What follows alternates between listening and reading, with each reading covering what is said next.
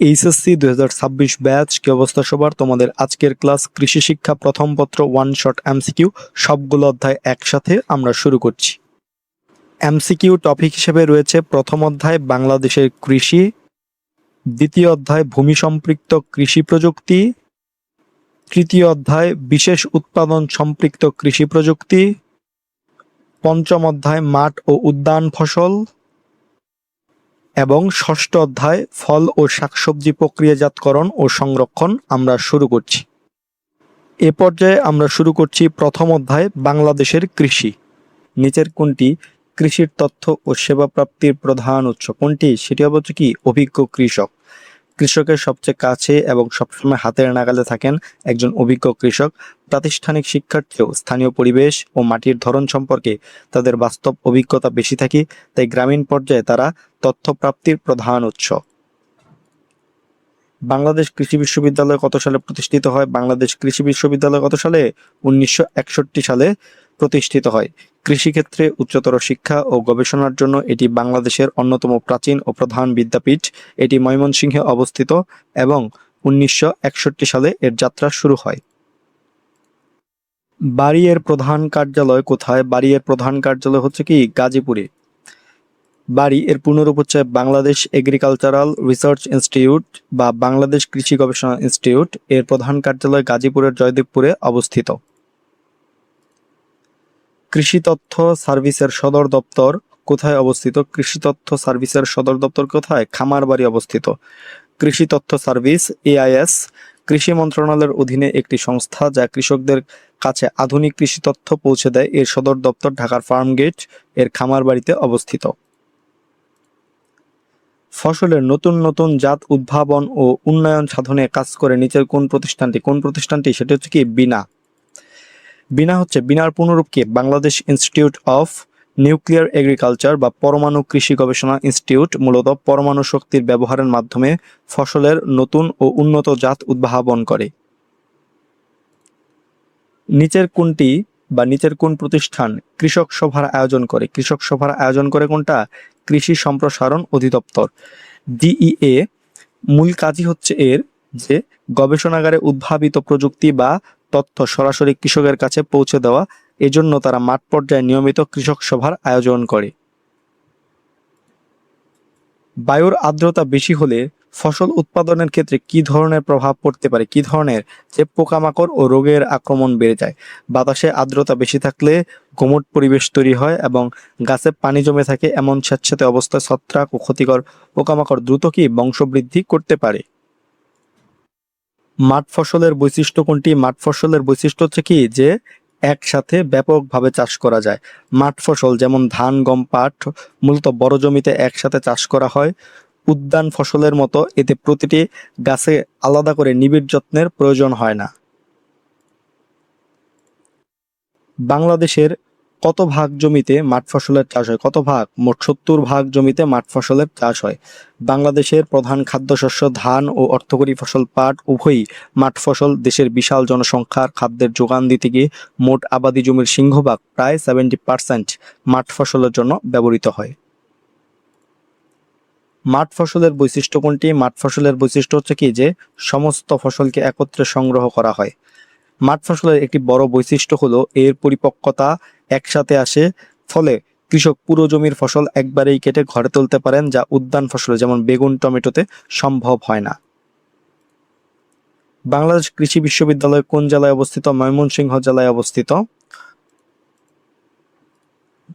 বাংলাদেশের সাধারণত কোন মাসে শিলাবৃষ্টি হয়? বাংলাদেশের সাধারণত কি যে এপ্রিল মার্চ মাসে বা মার্চ এপ্রিল মাসে শিলাবৃষ্টি হয়। বাংলা চৈত্র ও বৈশাখ মাসে অর্থাৎ কালবৈশাখী ঝড়ের মৌসুমে বায়ুমণ্ডলে অস্থিরতা থাকে, যার ফলে এই সময় সবচেয়ে বেশি শিলাবৃষ্টির কি সম্ভাবনা থাকে। ধান চাষে ইউরিয়া কত কিস্তিতে দিতে হয়? 3 কিস্তিতে ইউরিয়া দিতে হয়। ধান গাছে ইউরিয়া সার মূলত 3টি পর্যায়ে বা কিস্তিতে দেওয়া হয়। চারা রোপণের পর, কুশি আসার সময় এবং কাইচ থোর আসার আগে। এতে সারের অপচয় কম হয়। কৃষির উপর কোনটি বেশি প্রভাব ফেলে? তাপমাত্রা কি বেশি প্রভাব ফেলে? ফসলের বৃদ্ধি, ফুল ফোটা এবং ফল পাকার প্রক্রিয়ায় তাপমাত্রা নিয়ন্ত্রক হিসেবে কাজ করেন। নির্দিষ্ট তাপমাত্রার কম বেশি হলে ফসলের জৈবিক প্রক্রিয়া ব্যাহত হয়। মৌচাকের প্রধান মৌমাছি কোনটি? মৌচাকের প্রধান মৌমাছি হচ্ছে কি রানী মৌমাছি। একটি মৌচাকে একটি রানী মৌমাছি থাকে, সে আকারে বড় এবং তার প্রধান কাজ হলো ডিম পাড়া ও বংশবৃদ্ধি নিশ্চিত করা। বাংলাদেশের কৃষিক্ষেত্র কয়টি? বাংলাদেশের কৃষিক্ষেত্র হচ্ছে কয়টা? 4টা। 1 ফসল, 2 গবাদি পশু ও হাঁস মুরগি, 3 মৎস্য এবং 4 কি বন। কোন প্রতিষ্ঠান কৃষকদের সার, বীজ, কীটনাশক ও কৃষি যন্ত্রপাতি সরবরাহ করে? কোন প্রতিষ্ঠান? সেটা হবে হচ্ছে কি যে BADC, Bangladesh agriculture development corporation বা কৃষি উন্নয়ন কর্পোরেশনের কাজই হলো সার, মানসম্মত বীজ ও সেচ সরঞ্জাম সরবরাহ করে কৃষি উৎপাদন বৃদ্ধি করা। কোন সার বিদেশ হতে আমদানি করতে হয়? এমপিও সারটি বিদেশ হতে আমদানি করতে হয়। বাংলাদেশে ইউরিয়া সার উৎপাদন হলেও পটাশ বা এমপিও সারের কাঁচামাল বা খনি না থাকায় এটি বিদেশ থেকে কি আমদানি করতে হয়। বাংলাদেশ কৃষি গবেষণা ইনস্টিটিউট সদর দপ্তর কোথায় অবস্থিত? এটি কি গাজীপুরে অবস্থিত। নিচের কোন ধানের রোগ ভাইরাস দ্বারা আক্রান্ত হয়? নিচের কোন ধানের রোগ? সেটা কি ধানের টুংরো রোগ। টুংরো ধানের একটি মারাত্মক ভাইরাসজনিত রোগ যা সবুজ পাতা ফড়িং এর মাধ্যমে ছড়ায়। আক্রান্ত ধানের পাতা হলদে বা কমলা হয়ে যায়। কাগজ শিল্প কিসের উপর ভিত্তি করে গড়ে উঠেছে? বনজ শিল্পের উপর ভিত্তি করে কি গড়ে উঠেছে কাগজ শিল্প। কাগজের প্রধান যে কাঁচামাল আছে সেই প্রধান কাঁচামাল হলো মন্ড, যা বাঁশ, কাঠ ও নলখাগড়া থেকে পাওয়া যায়। এই সবগুলোই বনজ সম্পদের অন্তর্ভুক্ত। কোনটি কৃত্রিম বন? কৃত্রিম বন হচ্ছে কোনটা? কৃষি বন। কৃষি জমিতে পরিকল্পিতভাবে গাছ লাগানো হলে তাকে কৃষি বন বলা হয়, যেহেতু কি এটি মানুষের হাতে তৈরি এবং ফসল উৎপাদনের সাথে যুক্ত, তাই এটি একটি কি কৃত্রিম বনায়ন প্রক্রিয়া। সামাজিক বনের গুরুত্ব বেশি কেন? এর কারণটা হচ্ছে কি যে পরিবেশের জন্য। সামাজিক বনায়ন মূলত মানুষ নিজে করে পরিবেশের ভারসাম্য রক্ষা, ছায়াদান এবং মাটির ক্ষয় রোধের উদ্দেশ্যে। এর মাধ্যমে প্রাকৃতিক অক্সিজেনের ভান্ডার গড়ে ওঠে। প্রাণীজ আমিষের কত ভাগ মাছ হতে আসে? 60% মাছ হতে কি আসে। যে মানুষ ভাত ডালের পরেই মাছের উপর নির্ভরশীল। আমাদের শরীরের প্রয়োজনীয় আমিষ উপাদান যেগুলো আছে সেগুলা প্রাণীজ আমিষের প্রায় 60% কি মাছ থেকে আসে। মাছের পর্ব কোনটি? মাছের পর্ব কোনটা? করডাটা পর্ব। মাছ কি করডাটা পর্বের। মাছের শিরদাঁড়া বা মেরুদণ্ড থাকায় এরা করডাটা পর্বের অন্তর্ভুক্ত। মেরুদণ্ডী প্রাণীদের শনাক্ত করার জন্য কি এটি একটি প্রধান বৈশিষ্ট্য। বনের পরিবেশগত গুরুত্ব কোনটি? বনের পরিবেশগত গুরুত্ব হচ্ছে কোনটা? যে বিভিন্ন প্রাকৃতিক বিপর্যয় রোধ। বন বা গাছপালা ঘূর্ণিঝড়, জলোচ্ছ্বাস এবং মাটি ক্ষয় রোধ করে। এটি পরিবেশের রক্ষা কবচ হিসেবে কাজ করে এবং কি প্রলয়ঙ্করী প্রাকৃতিক দুর্যোগ থেকে জনপদকে রক্ষা করে। এ পর্যায়ে আমরা শুরু করছি দ্বিতীয় অধ্যায়, ভূমি সম্পৃক্ত কৃষি প্রযুক্তি। ফসল চাষের জন্য উপযোগী কোনটি? দোআঁশ মাটি। এতে কি বালি, পলি ও কর্দম কণার অনুপাত সুষম পরিমাণে থাকে। এর পানি ধারণ ও নিষ্কাশন ক্ষমতা মাঝারি এবং পুষ্টি উপাদান ধরে রাখার দারুণ ক্ষমতা থাকায় একে কি ফসল চাষের সেরা বা আদর্শ মাটি বলা হয়। কোনটিকে? দোআঁশ মাটিকে। মালচিং এর মাধ্যমে মাটির কি নিয়ন্ত্রণ করা যায়? মাটির আর্দ্রতা নিয়ন্ত্রণ করা যায়। মালচিং বলতে খড়কুটো বা প্লাস্টিক দিয়ে মাটি ঢেকে রাখাকে বোঝায়। এটি সূর্যের তাপে মাটির পানি বাষ্পীভূত হয়ে উড়ে যাওয়া রোধ করে এবং মাটির আর্দ্রতা দীর্ঘদিন বজায় রাখতে সাহায্য করে। ডক্টরস ফাঙ্গাস বলা হয় কোনটিকে? নিচের কোনটিকে? সেটা হচ্ছে কি যে ট্রাইকোডার্মা। ট্রাইকোডার্মাকে কি ডক্টরস ফাঙ্গাস বলা হয়। ট্রাইকোডার্মা একটি উপকারী ছত্রাক যা মাটির ক্ষতিকর রোগ সৃষ্টিকারী অন্যান্য ছত্রাক ও জীবাণুকে ধ্বংস করে গাছকে রোগের হাত থেকে রক্ষা করে। উপকারী ভূমিকার জন্য কি একে জৈব বা ডক্টরস ফাঙ্গাস বলা হয়। নিচের কোনটি সবুজ সার জাতীয় ফসল? কোনটি? সেটি হচ্ছে কি যে শনপাট। শনপাট কি সবুজ সার জাতীয় একটি ফসল। শনপাট বা ধনচে জাতীয় ফসল মাটির সাথে চাষ দিলে সেটা কি মাটির সাথে মিশে গিয়ে পচে মাটিতে প্রচুর পরিমাণে জৈব সার ও নাইট্রোজেন যুক্ত করে, ফলে কৃত্রিম কেমিক্যাল ছাড়াই কি মাটি উর্বর হয়।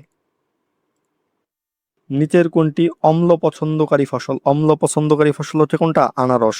যেসব ফসল অম্লীয় বা অ্যাসিডিক মাটিতে ভালো ফলন দেয়, অর্থাৎ কি যেসব মাটিতে পিএইচ কম সেসব মাটিতে ভালো ফলন দেয়, তার মধ্যে অন্যতম হলো আনারস ও চা। পাহাড়ি বা লালচে অম্লীয় মাটিতে এগুলো সবচেয়ে ভালো জন্মে। ভূমিক্ষয় রোধ করা যায় কিভাবে? কিভাবে রোধ করা যায় সেটা হচ্ছে কি ফসল ব্যবস্থাপনা অবলম্বন করে। ঢালু জমিতে ধাপ চাষ, স্ট্রিপিং, ক্রপিং, আচ্ছাদন ফসল ব্যবহার ইত্যাদি। সঠিক ফসল ব্যবস্থাপনা মাটির গঠন ঠিক রাখে এবং বৃষ্টি ও বাতাসের টানে উর্বর মাটি ধুয়ে যাওয়া রোধ করে। শিম জাতীয় শস্য চাষ করলে কোনটি সংযোজন হয়? নাইট্রোজেন সংযোজন হয়। শিম বা ডাল জাতীয় উদ্ভিদের মূলে রাইজোবিয়াম নামক গুটি বা নডিউল থাকে। এই ব্যাকটেরিয়া বায়ুমণ্ডল থেকে সরাসরি নাইট্রোজেন ধরে রেখে মাটিতে প্রাকৃতিক উপায়ে কি মাটিকে উর্বর করতে থাকে। মাটির বিভিন্ন প্রকার পুষ্টি উপাদানের সহজলভ্যতা কিসের উপর নির্ভর করে? কিসের উপর? সেটা হচ্ছে কি মাটির অম্লত্বের তীব্রতার উপর নির্ভর করে। মাটির পিএইচ বা অম্লত্ব বা ক্ষারত্বর মাত্রার উপর উদ্ভিদের পুষ্টি গ্রহণ নির্ভর করে। মাটি অতিরিক্ত অম্লীয় হলে গাছ অনেক অত্যাবশ্যকীয় পুষ্টি উপাদান শোষণ করতে পারে না। অম্লমান অনুসারে মাটিকে কয় ভাগে ভাগ করা হয়? মাটিকে কি তিনটি ভাগে ভাগ করা হয়। একটা হচ্ছে অম্লীয় মাটি যার পিএইচ 7-এর কম, আরেকটা হচ্ছে নিরপেক্ষ মাটি যার পিএইচ 7, এবং আরেকটা হচ্ছে কি ক্ষারীয় মাটি যার পিএইচ 7-এর বেশি। যদি কোনো মাটিতে 50% বালি, 50% পলি ও কর্দম কণা থাকে তবে তাকে কি মাটি বলা হয়? তবে তাকে কি দোআঁশ মাটি বলা হয়। দোআঁশ মাটির সংজ্ঞা অনুযায়ী এতে প্রায় 50% বালি এবং বাকি 50% কি পলি ও কর্দম কণার মিশ্রণ থাকে, যা এটিকে কৃষির জন্য সবচেয়ে উপযোগী করে তোলে। সেচের পানির কার্যকারিতা বৃদ্ধি করা যায় কিভাবে? বৃদ্ধি করা যায় সময় মতো সেচ দিয়ে। গাছের ঠিক যখন পানির চাহিদা থাকে, যেমন ফুল আসা বা ফল ধরার সময়, তখন সেচ দিলে পানির অপচয় সর্বনিম্ন হয় এবং গাছের বৃদ্ধি সবচেয়ে ভালো হয়। আন্তর্জাতিক ও যুক্তরাষ্ট্র পদ্ধতিতে মাটির বুনটকে কতটি শ্রেণীতে ভাগ করা হয়েছে? 12টি শ্রেণীতে ভাগ করা হয়েছে। ইউএসডিএ বা United States Department of Agriculture ও আন্তর্জাতিক নিয়ম অনুসারে বালি, পলি ও কাদার অনুপাতের উপর ভিত্তি করে মাটির বুনটকে মোট 12টি শ্রেণীতে ভাগ করা হয়েছে। গাছ মাটি হতে অত্যাবশ্যকীয় কতটি পুষ্টি উপাদান গ্রহণ করে? 14টি পুষ্টি উপাদান গ্রহণ করে। উদ্ভিদের স্বাভাবিক বৃদ্ধির জন্য মোট 17টি অত্যাবশ্যকীয় উপাদান লাগে। এর মধ্যে বায়ু ও পানি থেকে 3টি, কার্বন, হাইড্রোজেন, অক্সিজেন পায়। বাকি 14টি উপাদান গাছ মাটি থেকে শোষণ করে। কোন জীবাণু পাটের ছাল পচাতে সহায়তা করে? কোন জীবাণু? সেটা কি ব্যাকটেরিয়া পাটের ছাল পচাতে সহায়তা করে। পাট কেটে পানিতে ভিজিয়ে রাখলে সেখানে এনজাইম নিঃসরণকারী ব্যাকটেরিয়া ক্রিয়া করে, যা কাণ্ডের ভেতরের আঁশগুলোকে সহজে আলাদা হতে বা পচতে সহযোগিতা করে। ক্ষারীয় মাটিতে কোনটি বেশি সক্রিয় থাকে? হাইড্রোক্সিল বেশি সক্রিয় থাকে। মাটিতে হাইড্রোজেন আয়নের আধিক্য থাকলে তা অম্লীয় হয়, আর হাইড্রোক্সিলের আধিক্য থাকলে কি মাটি ক্ষারীয় প্রকৃতির হয়।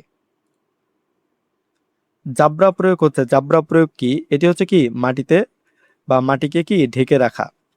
জাবরা প্রয়োগ বা মালচিং মানে হলো খড়, শুকনা পাতা বা প্লাস্টিক দিয়ে গাছের গোড়ার মাটিকে ঢেকে রাখা, যাতে আর্দ্রতা রক্ষা পায় ও আগাছা না জন্মায়। অভ্যন্তরীণ জলাশয়ের মধ্যে নিচের কোনটির আয়তন সবচেয়ে কম? সবচেয়ে কম কোনটা? পুকুর ডোবার আয়তন সবচেয়ে কম।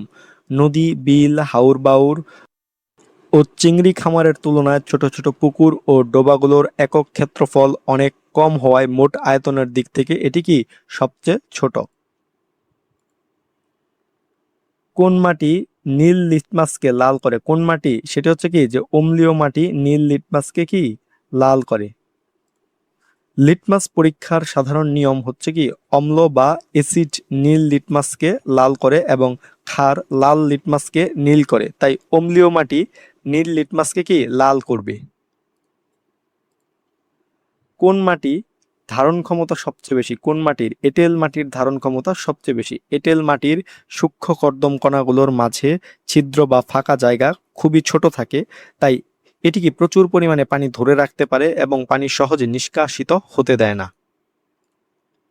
সেচের সবচেয়ে সাশ্রয়ী পদ্ধতি কোনটি? সেচের সবচেয়ে সাশ্রয়ী পদ্ধতি হচ্ছে কি ড্রিপ সেচ। ড্রিপ সেচ বা ফোঁটা সেচ পদ্ধতিতে পাইপের মাধ্যমে সরাসরি গাছের শেকড়ে ফোঁটায় ফোঁটায় পানি দেওয়া হয়। এতে পানির অপচয় ও বাষ্পীভবন কম হয় এবং এটিকে সর্বাধিক সাশ্রয়ী করে তোলে। পাহাড়ি এলাকায় কোন পদ্ধতিতে সেচ প্রদান করা হয়?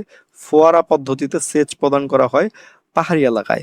পাহাড় বা অসমান জমিতে নালা তৈরি করে সেচ দেওয়া অসম্ভব, তাই বৃষ্টির মতো করে ছিটিয়ে ফোয়ারা বা স্প্রিংকলার পদ্ধতিতে সেচ দেওয়া সবচেয়ে কার্যকরী।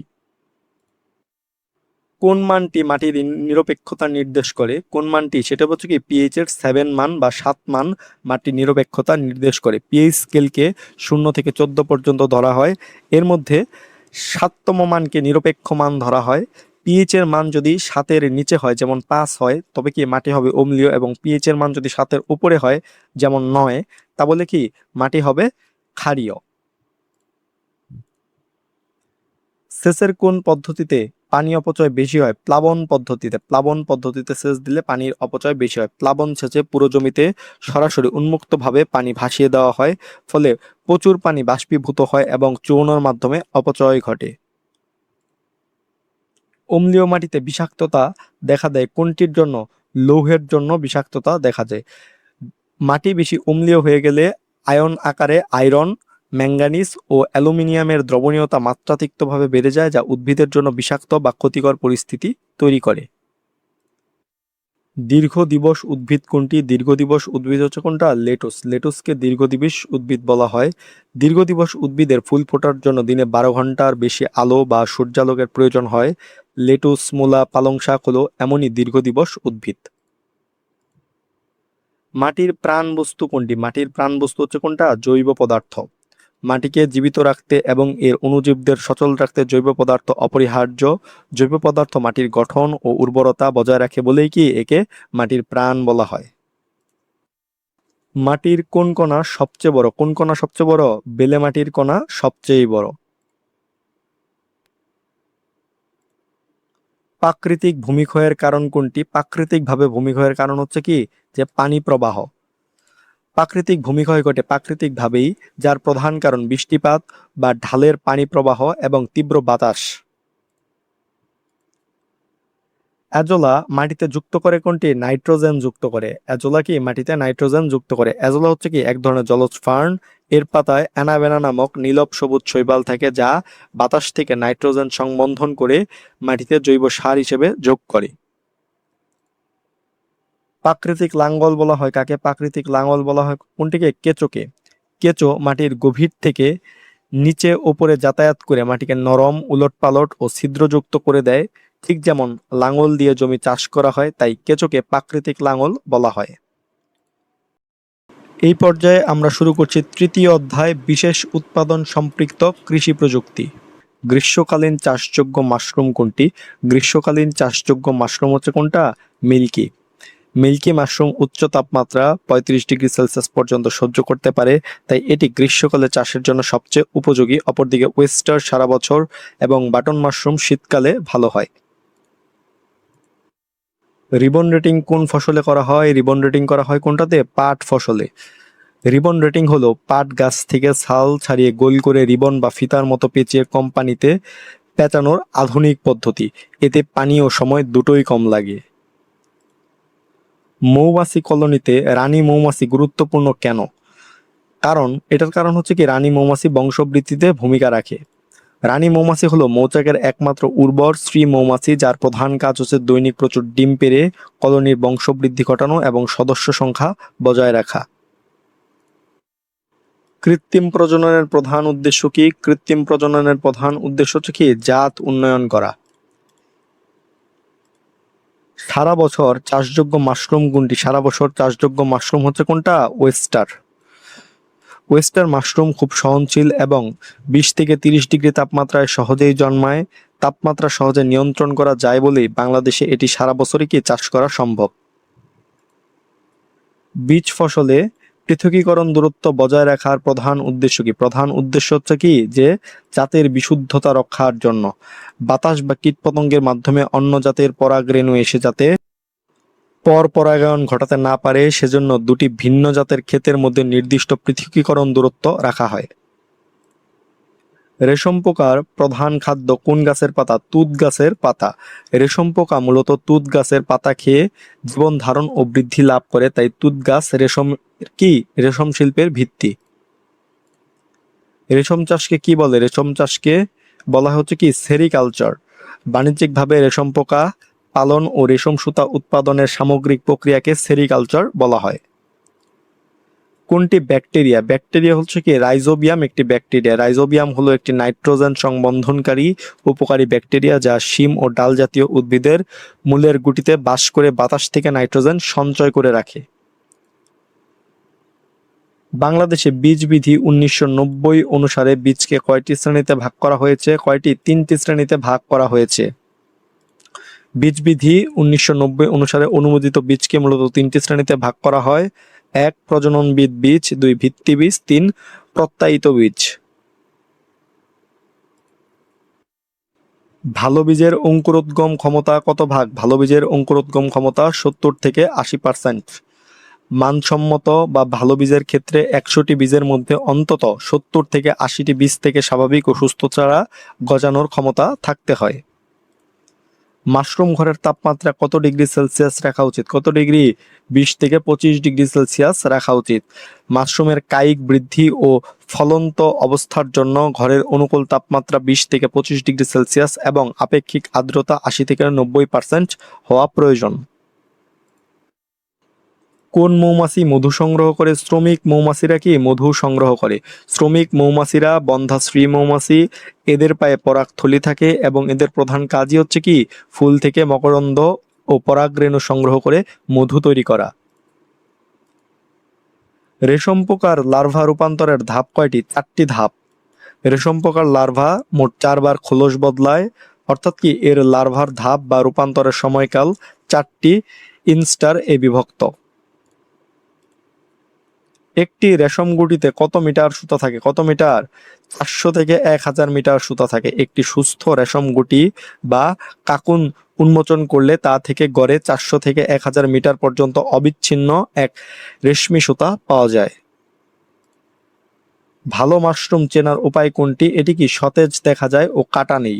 টাটকা ও খাওয়ার উপযোগী মাশরুমের সাদা ও স্বাভাবিক রং থাকবে, সতেজ দেখাবে এবং গায়ে কোনো দাগ, পচন বা পোকার কাটা ক্ষত থাকবে না। বায়ুর আর্দ্রতা বেশি হলে ফসল উৎপাদনের ক্ষেত্রে কি ধরনের প্রভাব পড়তে পারে?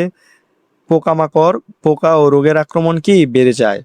বাতাসে অতিরিক্ত আর্দ্রতা থাকলে ছত্রাক ও ক্ষতিকর অণুজীব দ্রুত বংশবৃদ্ধি করে, ফলে ফসলে বিভিন্ন রোগবালাই ও পোকামাকড়ের প্রাদুর্ভাব বেড়ে যায়।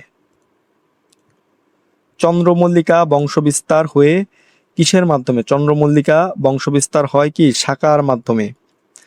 চন্দ্রমল্লিকার গোড়া থেকে এক ধরনের অস্থানিক শোষক শাখা বা শাখার বের হয়।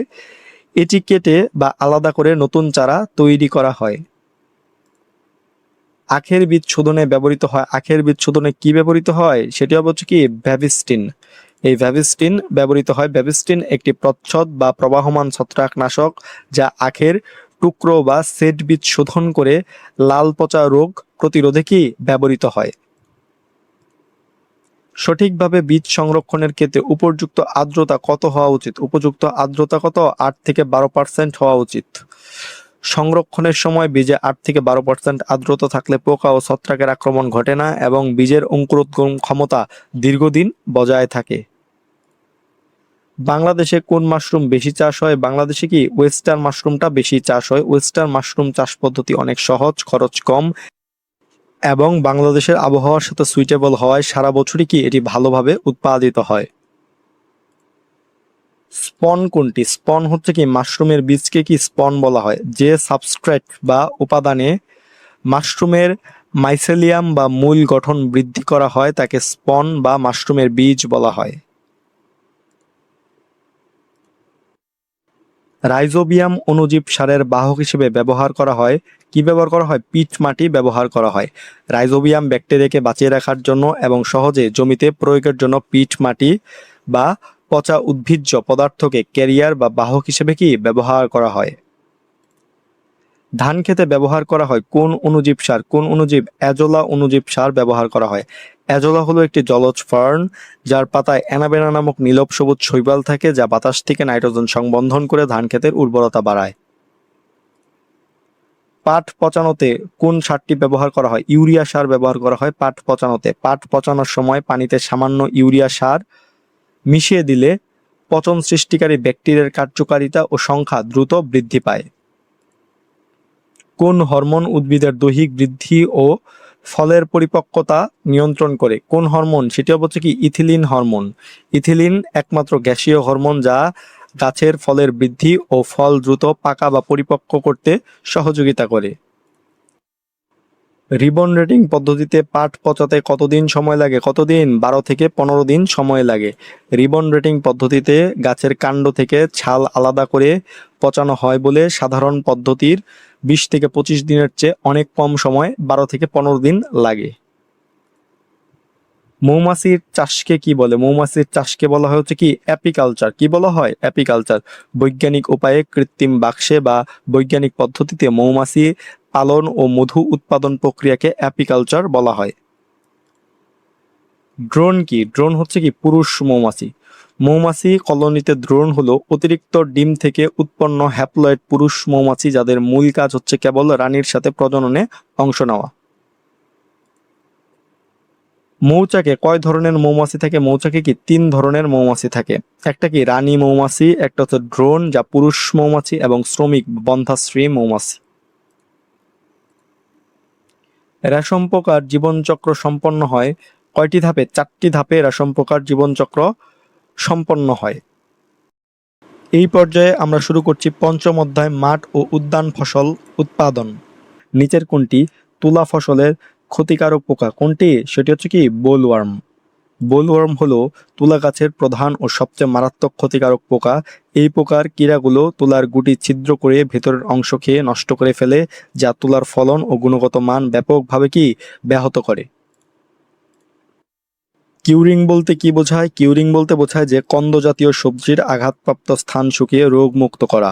কিউরিং হলো কন্দ জাতীয় ফসল যেমন আলু, পেঁয়াজ, রসুন তোলার পর বাতাস চলাচলের জায়গা রেখে এর গায়ের ক্ষত শুকিয়ে নেয়া।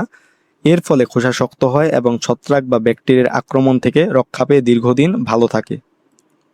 নিচের কোনটি পেয়ারার জাত? পেয়ারার জাত হচ্ছে কোনটি? স্বরূপকাঠি। স্বরূপকাঠি হলো বাংলাদেশের একটি অত্যন্ত জনপ্রিয় ও উচ্চ ফলনশীল পেয়ারার জাত। ফল গাছের ডাল ও শীর্ষভাগের ওপর শুকিয়ে ক্রমান্বয়ে মরে যাওয়াকে কি বলে? ডাল ও শীর্ষভাগের উপরের কথা বলা হয়েছে, এটাকে বলা হচ্ছে কি যে ডাইব্যাক। ডাইব্যাক শব্দের অর্থ হলো উপর থেকে নিচের দিকে মরে যাওয়া। ছত্রাক বা পুষ্টিজনিত অভাবের কারণে ফল গাছের কচি ডাল ও শীর্ষভাগের উপর থেকে ধীরে ধীরে শুকিয়ে মরে যাওয়াকে কি ডাইব্যাক রোগ বলা হয়। ফল গাছের অঙ্গ ছাঁটাইয়ের প্রধান কারণ কোনটা? অঙ্গ ছাঁটাইয়ের প্রধান কারণ হচ্ছে কি যে ফল ধারণ বৃদ্ধি ও গুণগত মান উন্নত করা। অঙ্গ ছাঁটাই এর মূল উদ্দেশ্য হলো অপ্রয়োজনীয় রোগাক্রান্ত বা মরা ডালপালা কেটে ফেলা, যাতে সূর্যালোক ও পুষ্টি সরাসরি সতেজ ডালে পৌঁছায় এবং ফলন ও ফলের মান বৃদ্ধি পায়। তুলায় জিনিং করার প্রধান কারণ কোনটি? তুলায় জিনিং করার প্রধান কারণ হচ্ছে কি আঁশ হতে বীজ আলাদা করা। গাছ থেকে তুলা সংগ্রহের পর এর তুলো এবং বীজ একসাথে থাকে। যন্ত্র বা প্রযুক্তির সাহায্যে তুলার আঁশ থেকে বীজ পৃথক করার প্রক্রিয়াকেই কি জিনিং বলা হয়। মাটির ওপরে আলু গাছের সম্পূর্ণ অংশকে উপড়ে ফেলাকে কি বলে? এটাকে বলা হচ্ছে কি হামপুলিং। আলু সংগ্রহের 10 থেকে 12 দিন আগে মাটির উপরের অংশ, গাছ ও পাতা তুলে ফেলাকে কি হামপুলিং বলা হয়। এর ফলে আলুর ত্বক বা খোসা শক্ত হয় এবং গুদামে সংরক্ষণ ক্ষমতা বাড়ে। নিচের কোনটি দানা জাতীয় ফসল? দানা জাতীয় ফসল হচ্ছে কি গম। যেসব ফসল থেকে প্রধানত শর্করা বা শ্বেতসার জাতীয় খাদ্য উপাদান এবং দানাদার শস্য পাওয়া যায় সেগুলোই কি দানা জাতীয় ফল, যেমন গম, ধান, ভুট্টা ইত্যাদি। চিনি জাতীয় সফল আখের বৈশিষ্ট্য হলো, চিনি জাতীয় সফল আখের বৈশিষ্ট্য কোনটা? যে রেটুন চাষ করা যায়। রেটুন বা মুড়ি চাষ হলো ফসল কাটার পর গোড়া না উপড়ে তা থেকে পুনরায় নতুন চারা গজিয়ে দ্বিতীয়বার ফলন নেওয়া।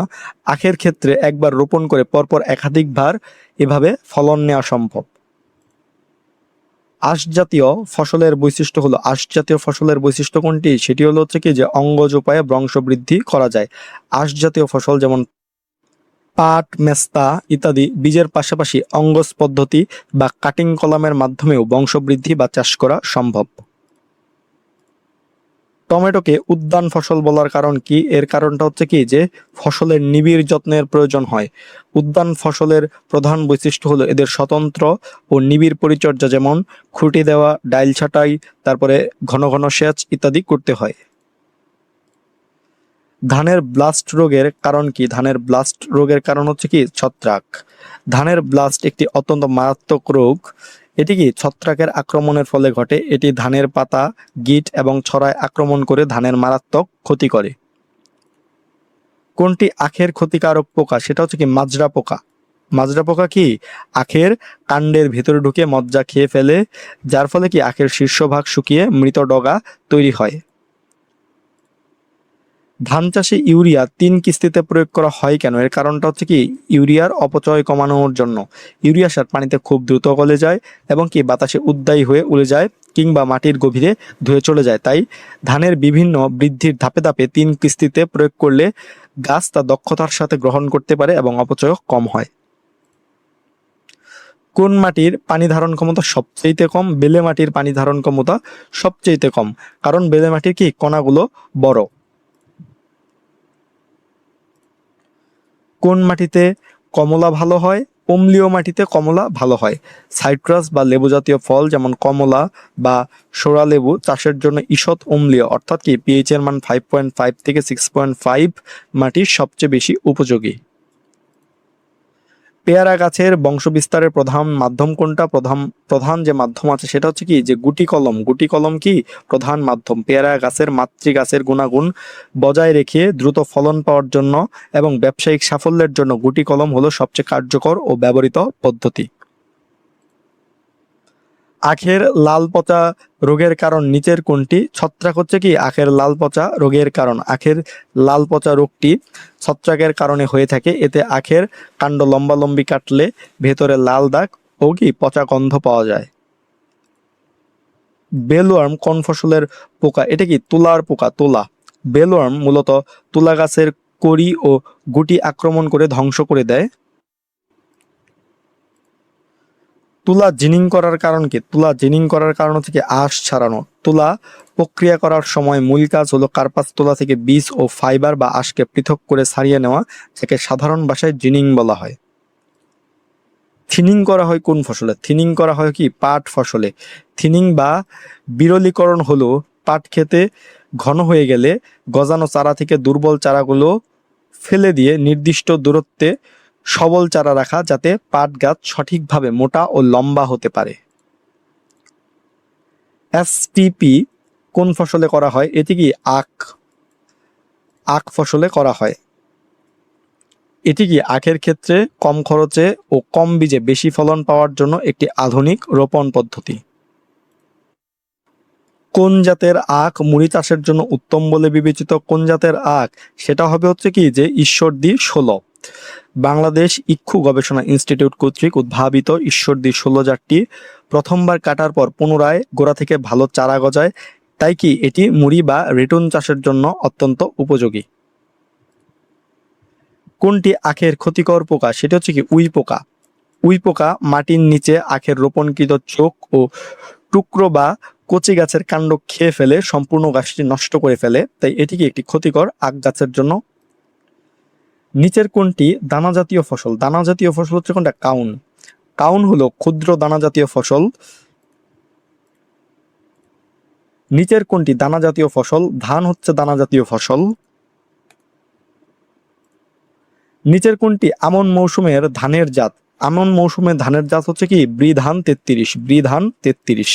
বৃধান 33 হলো আমন মৌসুমের একটি স্বল্প মেয়াদী ও মঙ্গা পীড়িত এলাকার জন্য উপযোগী জনপ্রিয় ধান। উঠান বৈঠকে কতজন কৃষক অংশগ্রহণ করে? 20 থেকে 30 জন কৃষক অংশগ্রহণ করে।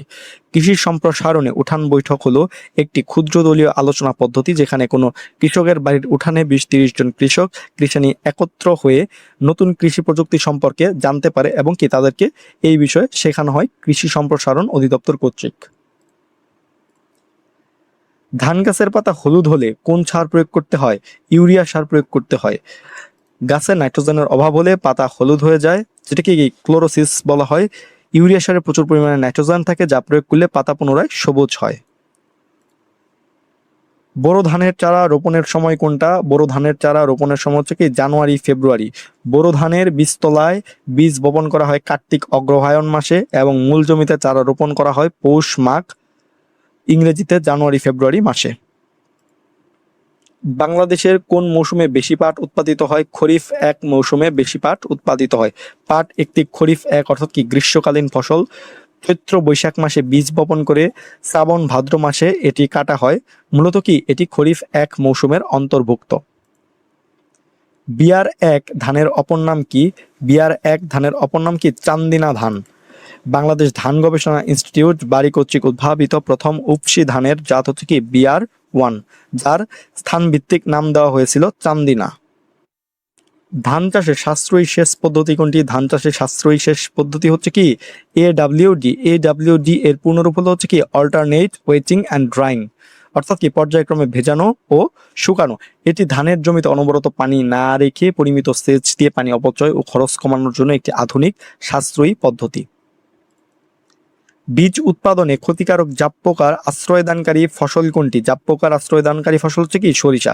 সরিষা গাছে প্রচুর জাপ পোকা হয়। এই সরিষা ক্ষেত থেকে জাপ পোকা পরবর্তীতে অন্যান্য ফসলে ও বীজে উৎপাদন ব্লকে কি ছড়িয়ে ক্ষতি সাধন করে। কোনটি লিউগম জাতীয় শস্য? লিউগম জাতীয় শস্য হচ্ছে কি শনপাট। শনপাট হলো হচ্ছে কি যে একটি লিউগম বা শুটি জাতীয় ফসল, যা শিকড়ে কি নাইট্রোজেন সংবন্ধনকারী গুটি তৈরি হয়। এই পর্যায়ে আমরা শুরু করছি ষষ্ঠ অধ্যায়, ফল ও শাকসবজি প্রক্রিয়াজাতকরণ ও সংরক্ষণ। কোনটি কমলার জাত? কমলার জাত হচ্ছে কোনটা? নাগপুরি। নাগপুরি হলো কমলার একটি অন্যতম জনপ্রিয় ও উন্নত জাত।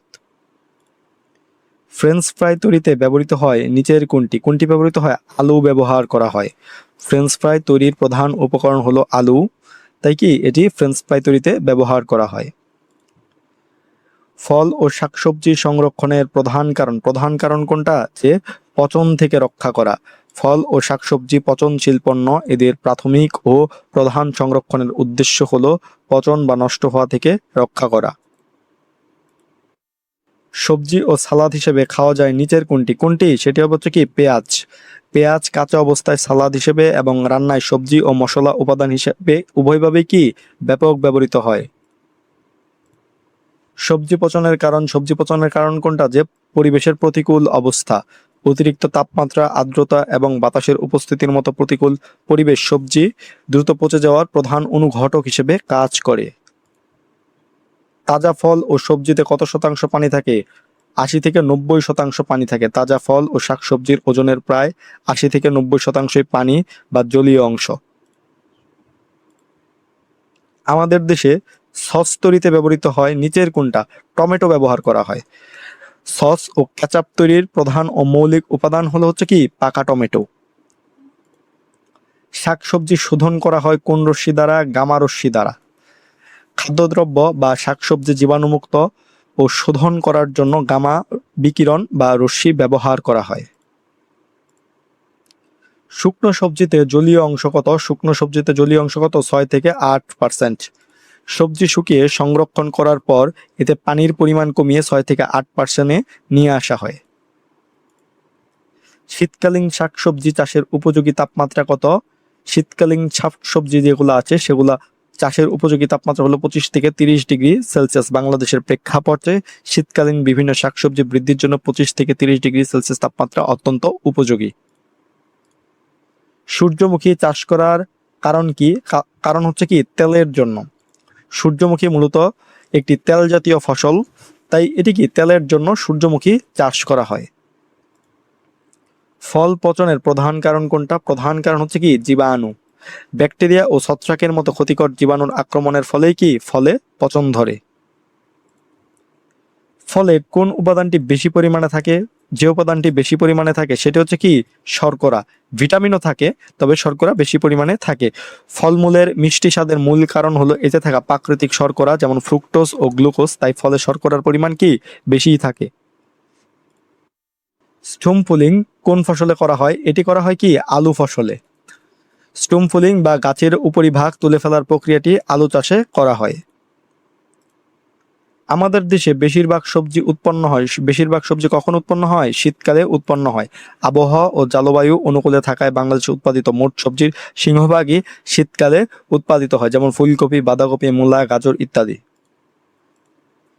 জেলি তৈরিতে কোন অ্যাসিড ব্যবহার করা হয়? জেলি তৈরিতে কি সাইট্রিক অ্যাসিড ব্যবহার করা হয়। জেলি তৈরিতে তরল জমাট বাঁধাতে এবং অম্লতা বজায় রাখতে সাইট্রিক অ্যাসিড ব্যবহার করা হয়।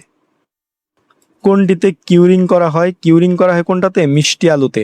মিষ্টি আলু বা পেঁয়াজের মতো কন্দ জাতীয় ফসল সংগ্রহের পর দীর্ঘদিন সংরক্ষণের সুবিধার্থে কিউরিং করা হয়। আচার তৈরিতে কোন অ্যাসিড ব্যবহার করা হয়? আচার তৈরিতে অ্যাসিটিক অ্যাসিড ব্যবহার করা হয়। আচার তৈরিতে সিরকা বা ভিনেগার ব্যবহার করা হয়, যা মূলত অ্যাসিটিক অ্যাসিডের লৌহ দ্রবণ। খাদ্য প্রক্রিয়াজাত করতে সিরকা কেন ব্যবহার করা হয়? তার কারণটা হচ্ছে কি খাদ্য সংরক্ষণে। সিরকা খাদ্যের পিএইচ কমিয়ে দেয়, ফলে ক্ষতিকর ব্যাকটেরিয়া বা জীবাণু বংশবৃদ্ধি করতে পারে না এবং খাদ্য দীর্ঘদিন ভালোই থাকে। কিউরিং করার কারণ কি? কারণটা হচ্ছে কি কারণ যে সবজি ও মশলার ক্ষত শুকানো। কিউরিং হলো ফসল তোলার পর নির্দিষ্ট তাপ ও আর্দ্রতায় রেখে সেগুলোর গায়ে ক্ষত শুকানো এবং বাইরের ছাল বা ত্বক শক্ত করার প্রক্রিয়া। কয়টি ধাপে রোগিং করা হয়? কয়টি ধাপে? 3টি ধাপে। বীজ ফসলের বিশুদ্ধতা বজায় রাখতে সাধারণত 3টি ধাপে অঙ্গজ বৃদ্ধি পর্যায়, ফুল ফোটার পর্যায় ও ফসল সংগ্রহের পর্যায় রোগিং বা বাছাইকরণ করা হয়। কত ডিগ্রি সেন্টিগ্রেড তাপে শাকসবজি সংরক্ষণ করা হয়? -2 ডিগ্রি সেলসিয়াস। হিমাগার বা কোল্ড স্টোরেজে শাকসবজি দীর্ঘদিন তাজা রাখতে -2 ডিগ্রি সেলসিয়াস তাপমাত্রার কাছাকাছি তাপে এগুলো সংরক্ষণ করা হয়। উচ্চ তাপে ফলের কোন পুষ্টি নষ্ট হয়ে যায়? ভিটামিন সি ও ভিটামিন বি নষ্ট হয়ে যায়। ভিটামিন সি ও বি কমপ্লেক্স হলো পানিতে দ্রবণীয় এবং তাপ আছে সেই তাপ সংবেদনশীল। উচ্চ তাপে এগুলো কি দ্রুত নষ্ট হয়ে যায়।